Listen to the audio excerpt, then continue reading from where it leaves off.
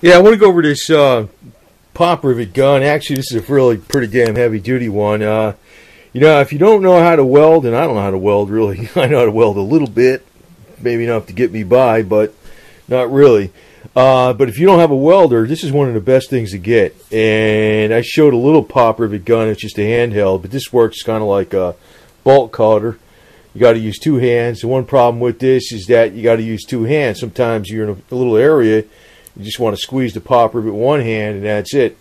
But what it does is it makes you just drill a hole in the two pieces of metal you want to join, and this is like an 1/8 inch pop rivet. You don't need something this heavy for this, but this will do 1/4 inch pop rivets. I don't even have any here. This is a 3/16, which is a pretty good size one. And you can use the one hand pop rivet gun. You don't even need that with the 3/16. But this will make short work out of it. And actually you would have to change out. It's got different sizes over here. You'd pick out which size it's supposed to take. And you'd use this tool here on the side. You'd unscrew this, screw it in here, and you would change out the fitting. But the thing is, that'll take 1/4 inch pop rivets, including stainless steel ones and everything else. Steel ones, aluminum, stainless steel. And what this does is when this pulls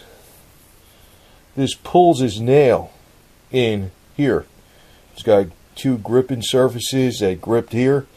Pulls the nail, and then it makes a mushroom head on this side, and it snaps the nail off, and it goes into here, into this container, which you can unscrew and take off. Because what will happen is it'll pop out with such force, it'll really fly back pretty hard. So that's why you have this container. But the big deal with this thing is you have the ability to use 1/4 inch pop rivets, which are damn strong. I mean, in other words, if you got a frame that's got a crack in it, you might want to weld, put a plate on it, and you can also drill some holes in the plate and try to weld in there, do some like little spot welds. But say you can also weld around the perimeter of the plate, say you're repairing the frame, and you can put some pop rivets in there, 1/4 inch ones, structural steel pop rivets, because when you're putting these things in there, this damn thing is as strong as any spot weld, and you can grab this anywhere. You don't need electricity, you don't need anything involved with it to make it work. Now the deal is, though, this is only 35 bucks, so I didn't even need this. I just picked it up for the hell of it, and I figured I just might come in handy sometime. But the other deal is, a lot of times these cars, if you're fixing up an old car, it's got a rusty floor in it, or a truck's got a rusty floor in it. What you can do is you can cut out the floor where it's rusty, put some new steel in there. Now you can use bolts, you can use welding. Well, you can also use pop rivets and put sealant between the two pieces of metal, seal it up, and pop rivet it in there. If you use these 3/16 ones, these are pretty damn strong, but if you use the 1/4 inch ones, it'll never come out in a million years, man. Especially if you use some washers on it and get to the other side. The other deal with this, though, is you don't need to get to the other side of the metal. This is a blind pop rivet. So in other words, this goes, you drill a hole, this goes into the metal. You don't need to see the other side of it. You put this in here, and you start squeezing the handle. You open and squeeze the handle. It works like a ratchet system. It pulls this nail into here, and then it mushrooms out this head, and then this nail snaps off, and what you got is a rivet.